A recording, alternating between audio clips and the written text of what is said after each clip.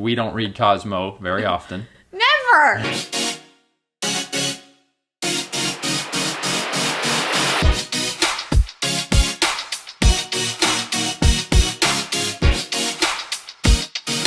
What's up, guys? How you doing? I'm Paul. I'm Morgan. And today's video, Cosmopolitan magazine goes there again. You guys know what we're talking about based off of the picture in the thumbnail. You have an idea. I was gonna say, I feel like our audience probably does not read Cosmo. So well, I get it. Even if you don't read Cosmo, bravo to you. You may have seen this. 2 years ago, Cosmopolitan did somewhat of a similar thing, and now they're going there again in the midst of the COVID pandemic, which I think adds another element, another layer, which we'll get to, yeah. All right, but first, before we even get into that, make sure you subscribe, turn that notification bell on so you know when we drop a video. Plus, we're going live more often now. Yes. So you'll get notifications Even for that. more important to turn on the notification bell. Planning on going live each Friday to do Q&A and dive deeper into topics that we've talked about recently. I'm very excited for that, so make sure you guys tune in. Yes, we make videos on culture and social issues from a Christian perspective to help you have hope. And be free. All right, Morgan, it was earlier this morning that I hopped on Twitter and saw some people posting about this. The February issue of Cosmopolitan magazine. I'll pop the cover up here. 3 different women on there, and then it appears that these are 2 pages in the magazine, and it's written here describing the issue, I suppose. 11 women, 11 different bodies. Healthy can be a loaded word, as unique to the person that uses it as a fingerprint. We asked these women to open up about their personal journeys to reclaiming healthy as their own. All right. Opening remarks, Morgan. It's not lost to us that this is a controversial topic. Yes. And we're asking the Lord, we prayed beforehand, like, Lord, give us wisdom, give us sensitivity, but like, we're always going to be raw, we're going to be bold, and we desire for you guys, for all of us, to live in more and more freedom. And oftentimes that's going to push against what the culture is trying to feed us. More freedom in their identity as a son and daughter of the God of the universe, and not in your self-image or your feels. Yeah. We love you guys, and I'm excited to talk about this topic. I'm a little bit scared, but anyway, when I got up this morning and I looked and I saw that, I'm just being honest with you guys, my initial response, it says, this is healthy. And I'm looking at that, Cosmopolitan promoting this, 2 women that are obviously very heavy, saying this is healthy. And then, like we read earlier, it said like they're describing what is healthy for them. Well, first off, there's hypocrisy, because I'm sure Cosmo has been totally up in arms about the COVID related stuff, how we need to be healthy and be safe, and yet they flip the script and they're saying this is healthy. This is what healthy can look like. I'm sorry, but just being real, like anyone that's done any research with common sense knows that an obese person, that obesity is not as healthy by a long shot as someone who is in shape. And so for them trying to feed us this in the midst of a pandemic where they're all up in arms about one side of health and then trying to promote obesity as being healthy, I was thinking to myself, Cosmopolitan should be ashamed of themselves. it is shameful in my opinion. It's like, this is what we have come to. This is what we're pushing as healthy. And I'm not saying that a tiny little supermodel should be on a magazine and pushed as this is healthy either. But obesity, it has been proven people with obesity have gotten COVID a lot worse than people who do not struggle with obesity. We're about to get to some influencers who have shared these posts on Twitter and some of the replies on their posts. Really interesting discussion. But yeah, what you're saying is there's numerous studies and articles that show that COVID-19, it's more harmful, it's more deadly to people who are obese. It's almost like when Paul showed me the cover of that and stuff, I was literally like, is Cosmo like literally trying to kill people off the world? Like, that's where my mind went. Conspiracy! Reduce the population. But like, literally, that's what I'm thinking. Like, why are we pushing all of these things?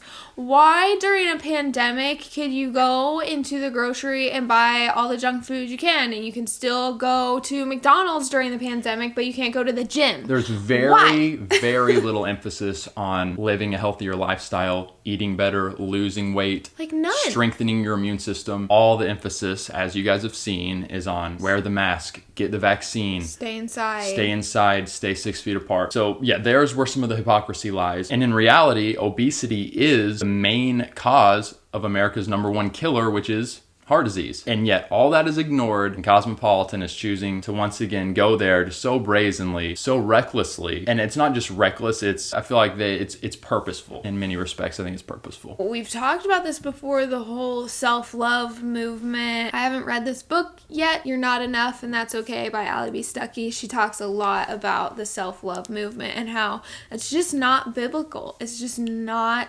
biblical. I'm not saying that you shouldn't take care of yourself and that you shouldn't be confident in who you are as a daughter and son of the Father, but there's a difference between what Cosmopolitan and like biblical self-love is. When I saw these pictures, these issues in this magazine, I was like, this is so indicative of 2020. The hypocrisy, the madness. They push these things out, the media, magazines, big influential people, and it's just like, okay, this is truth. If you think anything but this, you're the crazy person. You're the weirdo. You're the anti-science person. You're the hateful person. If you even question these things, okay, Cosmopolitan, this must be true. This is what healthy is, because it makes me feel good in my body and it's healthy to me. People that are so pro-science and get on maybe conservatives for not going to science, and yet many of them would agree with this article or would agree on gender fluidity, that men can be women, women can be men, men can have periods. I mean, there's obviously so many different levels on the spectrum. The year of hypocrisy, 2020. So I was curious to see some people I follow if they were going to be tweeting about this, and sure enough, several of them were.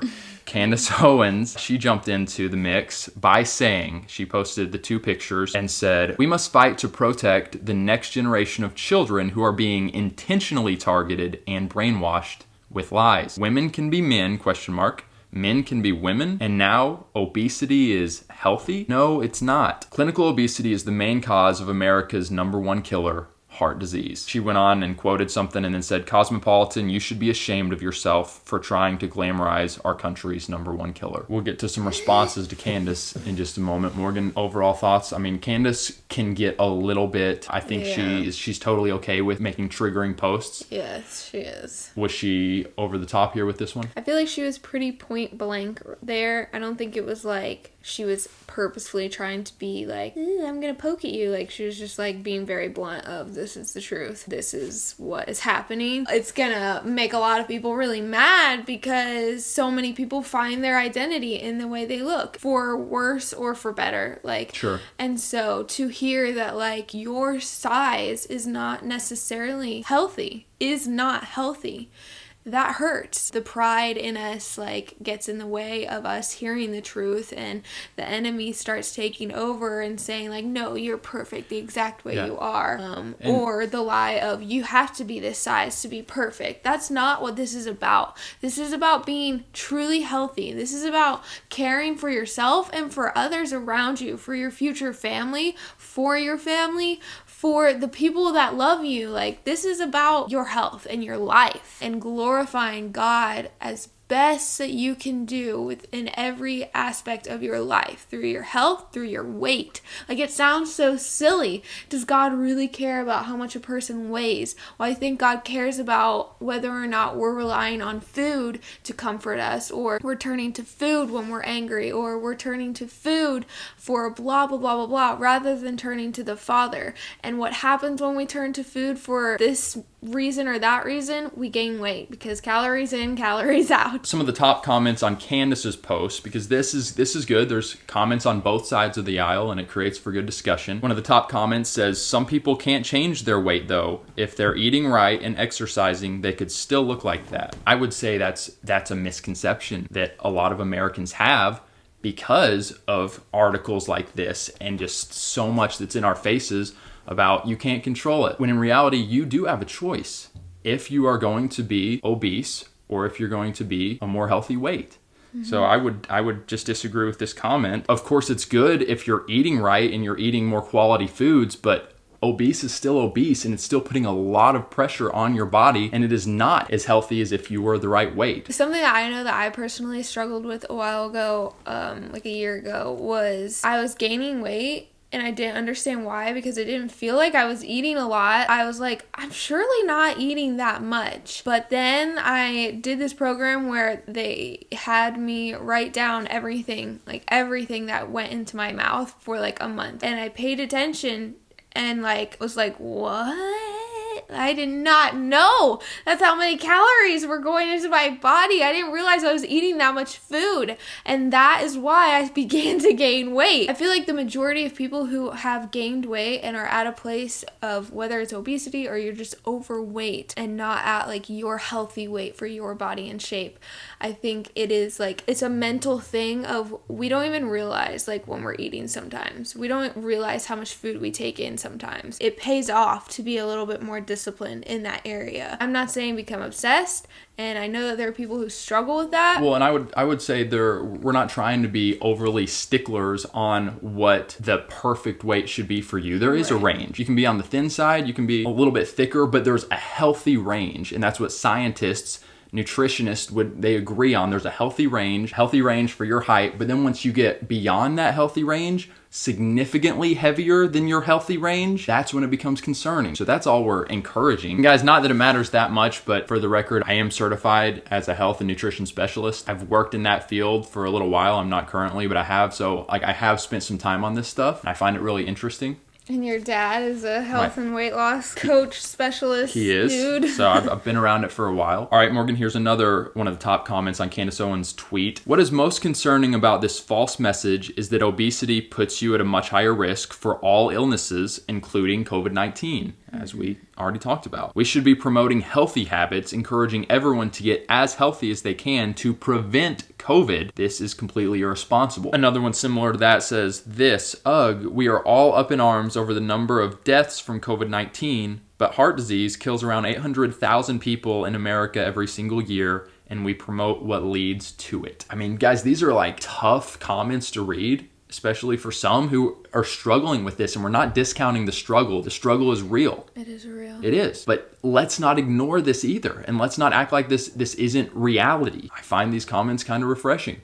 even though they're hard-hitting. Sometimes hard-hitting is needed. And I literally thought about this the other day, Morgan. I was walking Squishy. I was walking her on the sidewalk, and I thought to myself, what if Squishy were to suddenly dart out into the road while a car was coming? What would I do? I would jerk her back, and it might be a little bit uncomfortable on her neck because I'm getting her out of the way from the car tire that's going to kill her. I feel like there's some similarities here in American culture where so much of don't do anything that would hurt, don't do anything that would offend, just like they worded it here, their personal journeys to reclaiming healthy as their own. Kind of like, what's your personal journey? Because we're going to accept that. But if you are headed towards harm, what is the loving thing? It is to warn somewhat aggressively. Some of these comments, they're kind of in your face. They almost sound a little bit cold. Sometimes that's needed. Here's an interesting comment responding to Matt Walsh, who shared one of these pictures. They said, the whole point is how it may be healthy for self-esteem. It is not for cholesterol. So they're shifting it and they're saying this is for the self-esteem of the women who are heavy, who are obese. There's something to be said for mental health, obviously, and encouragement and self-esteem, removing the shame. What do you think about that? Why is our self-esteem placed higher than our self-sacrifice for the Father? Why is feeling good about ourselves and the way we look and the way we feel placed on a higher pedestal and priority than what we're willing to lay down for the Father? The sacrifices that we're willing to make for the Father. I'm talking to you guys about this like right in the middle of the storm. This sounds stupid, but like I haven't even told Paul this, but I felt like the Lord revealed to me recently that I idolize sleep. Like, I just love sleep. And I'm like, ew, the idea of waking up early to pray and worship the Father sounds horrible. God just recently was like, no, like, stop. You don't need sleep. You need me. You need time with the Father. You get plenty of sleep. He knows you need sleep. Right. But God knows that I need sleep. You don't need the excess. But I don't need 10 hours of sleep. I don't need the excess. And that's our problem. That's it, the excess. It's the excess. We want the excess of things. Sleep is not bad. Food is obviously not bad. It's the excess. A lot of Americans operate in excess, and it can be a number of things. So we're not just, food is the topic of today, but sex, excess of sex outside of the, God-given marriage covenant. Excess with sleep, like Morgan mentioned. Excess of alcohol. So many things. Sure. Of TV, of social media. Part of that is living in a first world country where it's me, self-centered, give it to me now, immediate gratification. As the word says, do not conform to the patterns of this world, but be transformed by the renewal of your mind. And yet so many of us are getting swept up in the patterns of this world. So to finish what I'm saying, I believe that if you and I could stop worrying so much about ourselves, stop worrying so much about how we feel, what we want, about what satisfies our fleshly desires, and just say, God, you know so much better. Be willing to sacrifice things. We think that we have the answers. We think the world has the answers to satisfy our self-esteem issues, to help us feel less low about ourselves and our lives. We've got it very wrong. The Father knows best. Do you believe that? And He doesn't want me walking around like a zombie because I've given up sleep. He doesn't want me walking around like a tiny little stick because I've decided to never eat again. Like, that's not what we're talking about here. But again, the excess, we just don't need it. Are you willing to give it up, to trust that the Father has something so much better for you? I think that, whether you're a believer or not, there is a confidence that we should walk with that is good and that is healthy, and we're not living in shame. I'm for that. And while this person says the whole point is how it may be healthy for self-esteem, I'm not against that, but what if your self-esteem is rooted in something that is harmful? Make 2021 your year of throwing all things to the wind. To the wind. What were you going for? Of throwing all the things that are keeping you from true, genuine freedom with the Father out because they don't belong in your life. And move on and step in to the freedom that the Father has for you and wants you to have. We're both still learning what it is to walk in true freedom with the Lord, but I just, guys, can tell you more and more each year of my life, like seeing the things that I've laid down, even as painful as some of them were to lay down, and the process of going through the fire and being refined was heart-wrenching and still painful. It still pops up, and we have to continue to deal with stuff. But I'm thankful for God's grace in the midst of that. But I would walk through all of that again to know that I'm where I am now because I'm so much further along in my walk with the Father. I'm so much more free. And it's because you've addressed so many of these things rather than just kind of sweeping them under the rug and leaving them there to be a foothold, a stronghold. My heart, I love you guys. And I think about the men and women who are struggling with this specific thing of obesity, of being overweight.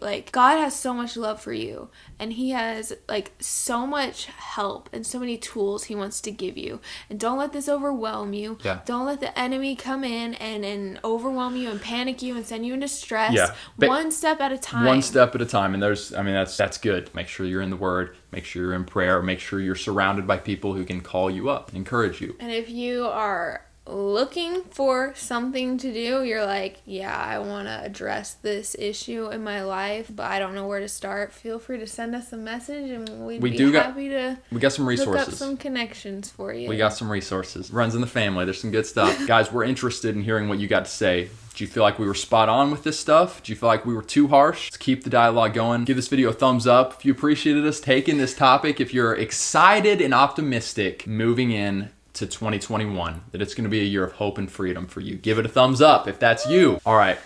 We love you guys very much. Have a wonderful rest of your day. We'll catch you again very soon. Have hope. And be free.